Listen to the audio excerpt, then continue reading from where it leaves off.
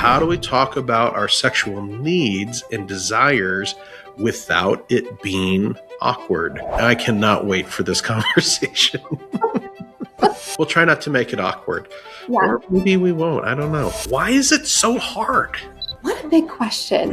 Sex is a challenge to talk about, and there can be so many different emotions and beliefs surrounding it. And then again, talking about it with your spouse. I'm coming in with my beliefs and my emotions. They're coming in with their beliefs and their emotions. And it can just feel like a lot to tackle. Yes. Nervousness, shame, all kinds of things can come up that can make it feel awkward to dive into. With given all that makes it hard, is there really any hope for having a real candid, safe conversation about sex? Just like with every other conversation that can be really hard, absolutely there's hope. We can learn to be vulnerable.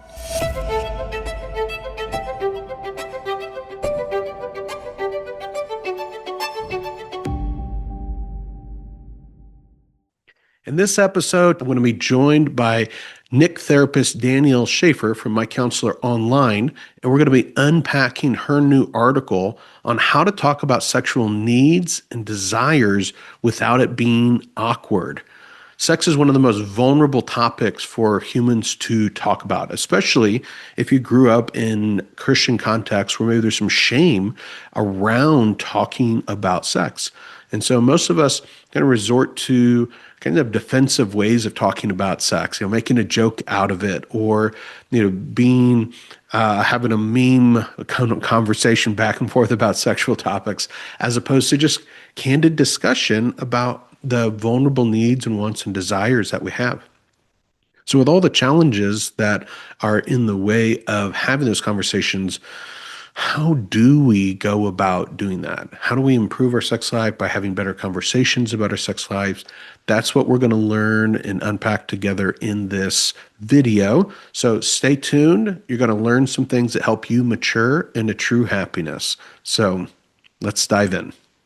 Check out MyCounselor.Online. They're our sponsors. They make this podcast possible. The Christian counselors at MyCounselor.Online would be thrilled to come alongside you and serve you in your time of need. Welcome back. We're here today with Danielle Schaefer, one of the amazing therapists at MyCounselor.Online, to talk about her new article, How Do We Talk About Our Sexual Needs and Desires Without It Being Awkward? Oh my gosh, everybody has this question, right? I cannot wait for this conversation. We'll try not to make it awkward. Yeah. Or maybe we won't. I don't know. We'll see. All right. Diving in, though. Yeah. There's so many contradicting messages about sex, especially for Christians, and it's common to feel awkward to talk about this. How is that everybody's experience? Is that what's your take? I would say, yes, super normal, super common, see it all the time, not just in the counseling world, right, but also personally, right, and in my own relationships with friends and family. Sex is a challenge to talk about, and there can be so many different emotions and beliefs surrounding it. And then again, talking about it with your spouse, right? I'm coming in with my beliefs and my emotions. They're coming in with their beliefs and their emotions. And it can just feel like a lot to tackle. Yes. Absolutely. Nervousness, shame, all kinds of things can come up that can make it feel awkward to dive into. Yeah, it's awkward when you're single. It's awkward when you're married. It's awkward when you've been married a long time. Yeah. Why is it so hard? Man, what a big question. And I'm sure that my answer is still not going to capture all the different facets, right? But it's complicated. Mm-hmm. It is complicated. Yeah, it's multi-layered, it's complex, and we all have these different experiences tied to it. But I think one of the pieces that I see really regularly is just growing up, sex not being talked about. Right. Yeah. That's inherently shaming, right? All you have to do to create shame around something is not talk about it. 100%. Yes. And so I think that silence, sometimes smattered in with like a couple, sex is good, sex is a gift from God, don't get pregnant, right? We get, some of those little messages, but the overwhelming piece is just silence, Yeah. right? So I think, Silence and this mixed message of it's good, but don't talk about it. It's good, but don't feel sexual feelings. It's good, but it's like, huh, what? yes, yes. And so we're just navigating something and all of these experiences. And again, it's so tied to our own feelings about our bodies or our feelings of arousal or desire. And all of that's just tied in together. And what do we do with that? And so, again, I think that's one piece that makes it super, super challenging. Additionally, with that silence comes, we're not used to even naming the parts involved, Yeah. right? Yeah. We have no vocabulary for it. Yes, yes. It would be like if someone were to ask me to talk about my car's engine. I can look at that thing and I can try to point to things, but I don't have the language, I don't have the vocabulary, I don't have the practice, don't have the skill set. And so I'll say something Yeah. about actuators, maybe throw some guesses out there, but it's going to be a really stilted conversation, honestly, and I don't know that it's going to be effective or productive. Right. And we get the message like we're not even supposed to talk about it, Yes. right? Like the silence that we experience around it, Mhm. or maybe the scolding that we receive for asking questions or have conversations around it, Mhm. or like every kind of conversation that does occur, often having like a negative context around it. Like it's inappropriate locker room talk. Yes. These are not the kinds of things that we talk about. And so it's like shameful and bad to candidly talk about it. And so how like is there just going to be a switch that flips that suddenly changes all of that messaging and like, oh, now it's easy. Now I know what to say. Now I know how to. Doesn't No, work like that. no, absolutely not. Just like with anything else, right? It really Mhm. does take intentionality and practice. And also, yeah, those early experiences. I feel like one of the markers of like a good mutual conversation is being able to be really curious. And oftentimes, our natural curiosity about our bodies or about sex or about anything related to intimacy gets, like you said, squashed or combined with shame. And so it makes Mhm. it so much harder to engage in this conversation because what ends up happening is we end up feeling the shame or the messages that squashed our curiosity in the first place instead of just being able to access that really safe, curious, accepting stance. Yeah. It seems like it's either we can't talk about it at all, or if we can talk about it, the only way we can talk about it is in a very superficial, non-vulnerable, kind of stereotypical, joking sort of fashion. Like we can make that's what she said jokes, Yes. and we can kind of make comments about either a stereotypical picture of girls not being interested in sex and the husbands that's all they think about, Yes. or overcompensating for genital sizes. Like we can like put it in this humor and joking kind of space where we Mhm. can use catchphrases that are in TikTok videos or cultural kinds of pieces that are arm's length from anything like real. Absolutely. Yeah. The stereotypes feel so much safer, right? And not Hmm. as vulnerable as I can talk about men in general, women in general. Hmm. And like you said, that other side where we can joke about it Yeah, or but I watch it in a chick flick or like whatever. In some ways, mhm. it's overexposed over here in a very non vulnerable, non real. Yes, right. And I think that's part of like at the heart of it, right? Mm-hmm. We're talking about how do we talk about sexual needs and desires without it being awkward? Well, it is it's vulnerable to talk about needs and desires. Like it's not arm's length. It's not like talking about sex in general. It's not talking about other people's sexual experiences. It's like, ooh, to actually name what matters to me. Mm-hmm. Ah, Yes, the internal scream. Yes. Yes. Yeah. Internal I pain. mean, with given all that makes it hard, like, is there really any hope for having a real candid, safe conversation about sex? No, No. actually, this is the one conversation we'll never learn to have. Yep. And that's the end of the video right There there. is. You asked the question, we've answered it. No. No, of course, right? There's so much hope, just like with every other conversation that can be really hard, right? And we all have these barriers or blocks or challenges with, like you said, having this really vulnerable conversation. But again, absolutely, there's hope. We can learn to be vulnerable Yeah. with, with our spouse or with another person. We can learn to do this really, really well. And it may, oh, go ahead. I was just going to say, and why would you say it matters? Like, does it matter to like be able to have this conversation? Like, we probably know people, and there's a lot of people, like we can speak professionally, that just like never have candid conversations about sex. What does it cost them?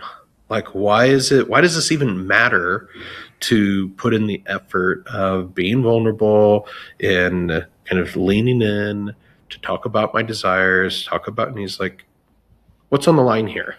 Yeah. Yeah. Such a good question, such a good point, right? What is on the line?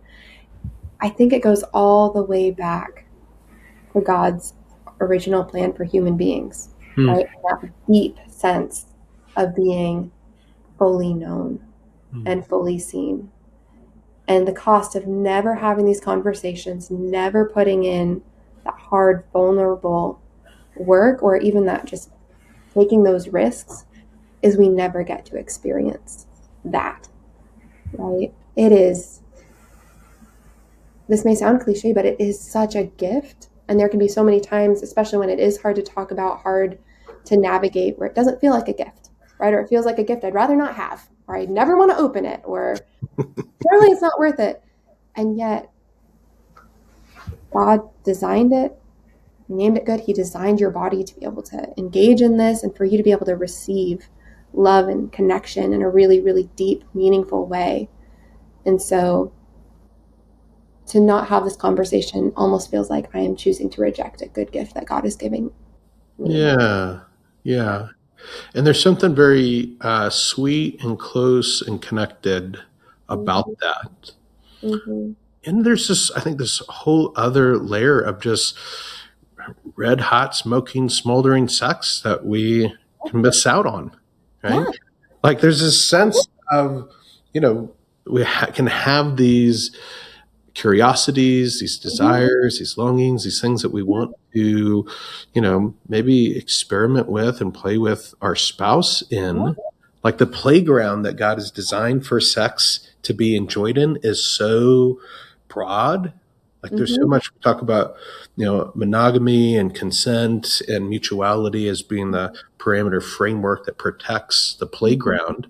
But Mm-hmm. if we can't talk about, we can't name, we can't share with our spouse, like, we are on the side benches of our own playground that God has given us.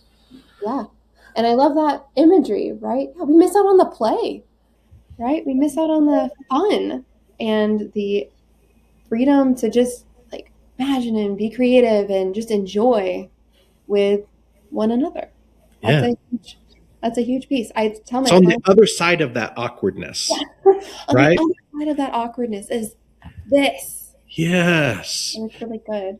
And there's no way to that super fun, super enjoyable, exciting sex life that matures and gets richer and gets better year after Yes. year, other than going through the awkwardness. Like, I don't know, like, I'm a sex therapist, you're a Yeah. sex therapist, we talk with couples all the time. Like, if there was a shortcut, we would like know about it and be happy to like bottle it and offer it to folks. Oh, yeah. Yeah, for our own self, right?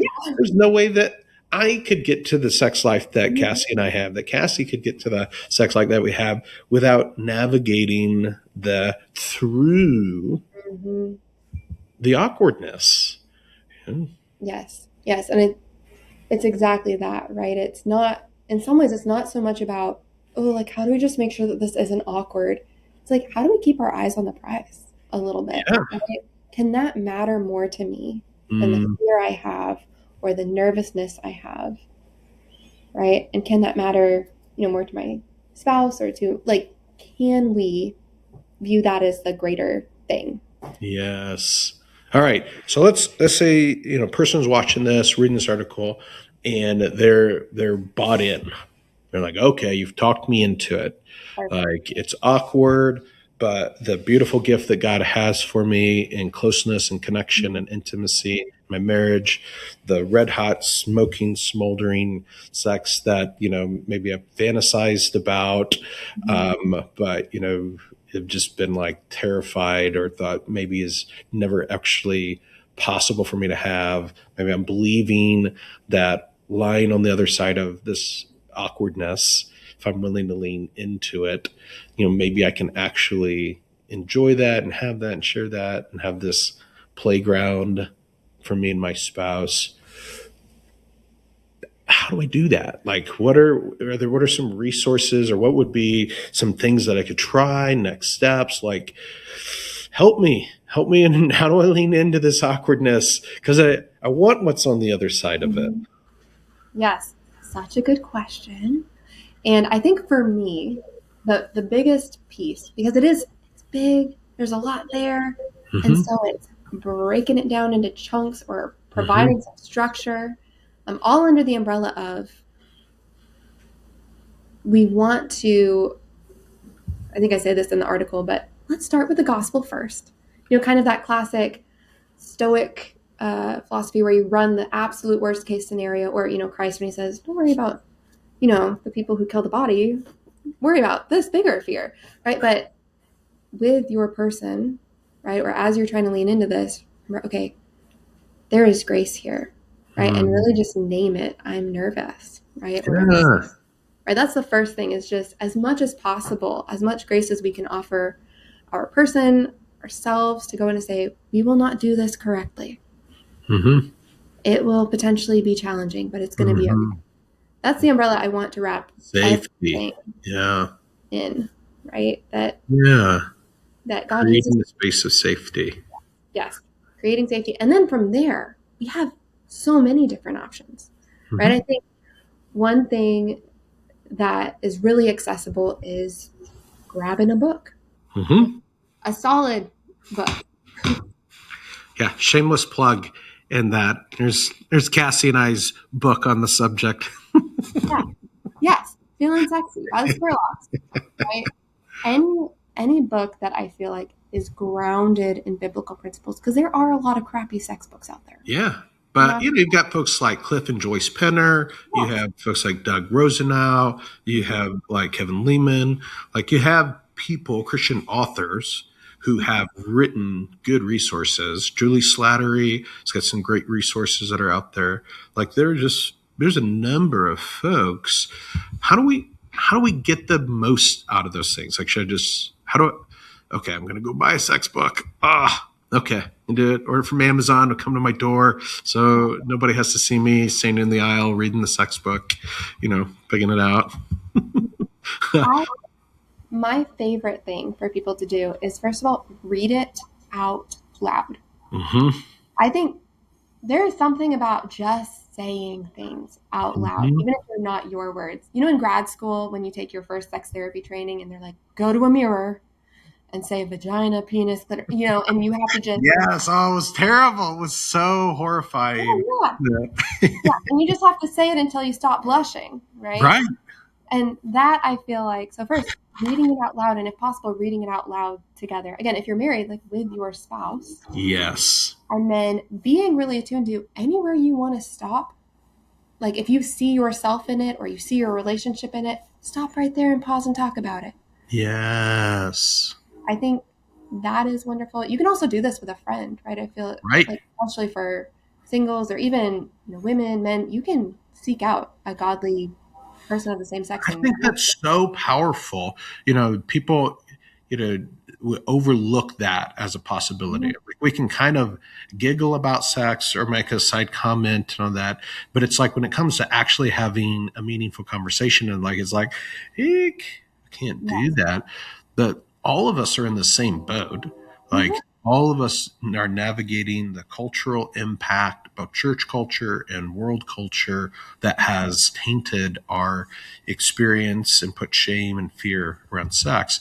Like we can help one another just by being brave and inviting a conversation. Like have a sex book club, you know, Yes. have it where you're reading through together some of these resources that Christian authors have put together on the subject, and having just open dialogue Mhm. about your experience and others' experience and what you're learning, what you're not sure of, what you're terrified of. Yes. Like so much value comes when we're not facing it alone, but we've got our, those in our corner with us, those iron sharpeners that can cheer us on, and we can laugh together, we can cry together, we can feel awkward together until we don't feel awkward talking about these things. Yes.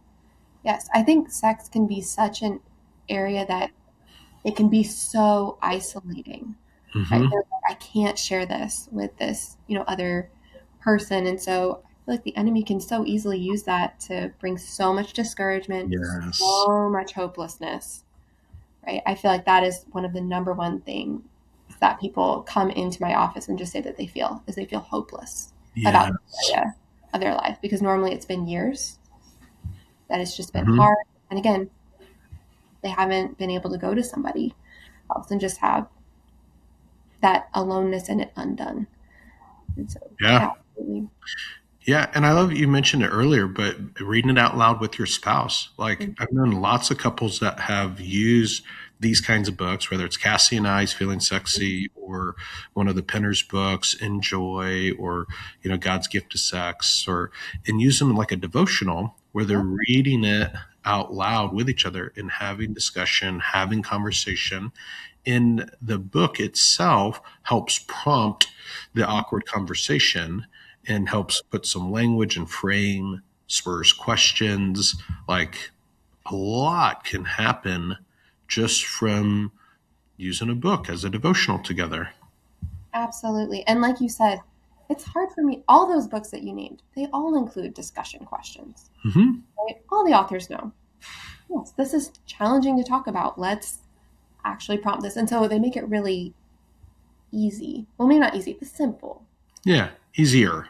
Yeah, easier. Kind of set the stage, prompt to move beyond kind of the awkward, superficial kind of joking about sex to Mhm. actually meaningful conversation, where we can share our own thoughts, feelings, opinions, fears, our own Mhm. story, and be able to make meaningful progress in connecting. You mentioned, the work that we do with folks. So we're sex therapists. We work with folks through sexual difficulties all the time that come.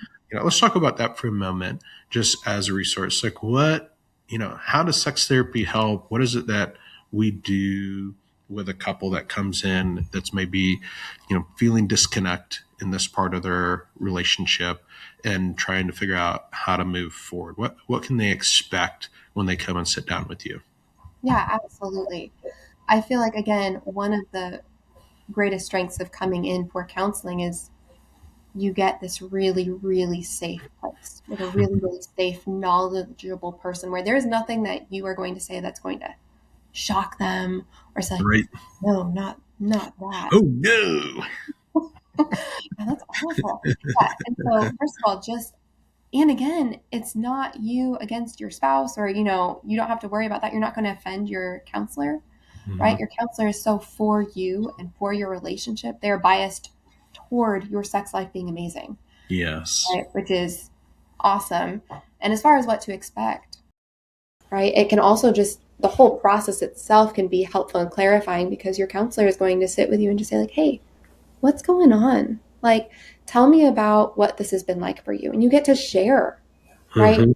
Your story, what this has been like. And then after that first session, you then get to do this lovely big, kind of assessment where we get this overview picture of all the different factors. And I feel like it can be so validating. Mm-hmm. To know this really is tough. Like I can see why this has been really challenging, right? Why this has been hard. And then from there, you actually get to go step by step by step by step. And you have the gift of having someone just walk right alongside you in that journey. Yeah. And it's wonderful, especially I feel like early on, just being able to ask all your questions, being able to just lay it out there and have someone help you put it together. Yes. And it's incredibly effective. Like Mm-hmm. the vast majority of folks, like 95, 96, 97, like, nearly everybody that comes for sex therapy is really able to identify the blocks that are getting in the way for them and being able to, improve and grow in their sex life and really achieve the goals that they have. Like, and that's not just at My Counselor Online. We see those in our data and collect it, but as the field kind of measures sex therapy in general, that these are addressable kinds of issues and it can be, highly effective. And so folks, I think that's important to know because people struggle for years, Oh, yeah. feel like they don't know where to turn and don't know how to get answers and feel like they're broken and feeling like, and that's just not true. Like you've never had an orgasm. I'll but guarantee you that you are not broken. You can have an orgasm. May not know how, or what's getting in the way, but we can figure that out and you'll be able to have an orgasm. It'll be fun. Then you experience pain when you try to connect. We can figure out why you're experiencing pain and address that so that you're not experiencing pain. Don't have any desire to connect. We can figure out why that is and get you back to a place where you're looking forward to connecting with your spouse. Like it's just, we can do it. We do it all the time. Yeah, you're naming that so well. The wonderful thing about sex therapy is, yeah, people come in hopeless, and what we have to offer, it's not an empty hope. It's like, Mm-mm. oh, yeah, no, there is actually, there's a process, right? Yeah. There are things that will actually be helpful. Yeah. That every single time it just feels like a miracle. And it's, It is. It really is. Yeah. It's so fun seeing what because God wants us to have a great sex life. yes. Sex is his idea. He designed it. He wired our bodies to really enjoy connecting with each other, and he wants for that to be the case. And so we're not and God's not neutral on the subject. He's way positive. And Jesus is the most sex positive person in the universe because he created sex. It was his idea to begin with, right? And so I think it's also helpful that these resources are not mutually exclusive of each other. Mm. Like they actually work really best layered together. Like, if you can do a book group with 1, 2, 3, 4 of the girlfriends and kind of start reading and talking about that, that's going to help you so much as you then use a book as a devotional with your spouse and you start having dialogue with your spouse. If you're having a supportive group of friends, having those conversations, and you're working through a book and having those conversations with your spouse, when you come in to work with a sex therapist to kind of work on some of the blocks, you're going to go so much further faster because of those relational supports and the foundation that you've laid. Like there's a lot of things that you can do, some that are very cheap and very, they're awkward, but otherwise easy to do. You just got to make the time to do it. And then there are things that are, more of a pain in scheduling and more of a pain in the wallet, like meet with a sex therapist. But so much of this stuff can be addressed just by having these meaningful conversations with friends and your spouse. Yes. Start there. Yes. Yes. Start there. Danielle, so fun to hang out with you and chat about your article. Thanks for the work that you do with couples every week, helping them overcome the awkwardness, overcome the challenges, really enjoy what God gave to them as a gift, and for taking the time to distill some of that into an article and this video to help others. So thank you. You're wonderful. Love working with you. All right. Hope you dive into the article, enjoy it. And if you need some more help, reach out to our team and we will make sure you get taken care of. Hey, thank you so much for tuning in to another episode. It brings Cassie and I a lot of joy to be a part of your story and have these conversations with you just about life and faith and neuroscience. Like, it is such a joy to get to do this with you. It's more fun when we learn together. I got a small ask for you. Would you hit the subscribe button? It really helps us, and it's a free way in which you can support what it is that we're doing and help others be able to connect with the same resources that you're enjoying. And if you find yourself in need of a little extra help, check out MyCounselor.Online. They're our sponsors. They make this podcast possible. The Christian counselors at MyCounselor.Online would be thrilled to come alongside you and serve you in your time of need. Hey, and Cassie and I want you to know that we're praying for you and that we're cheering you on as you mature into true happiness.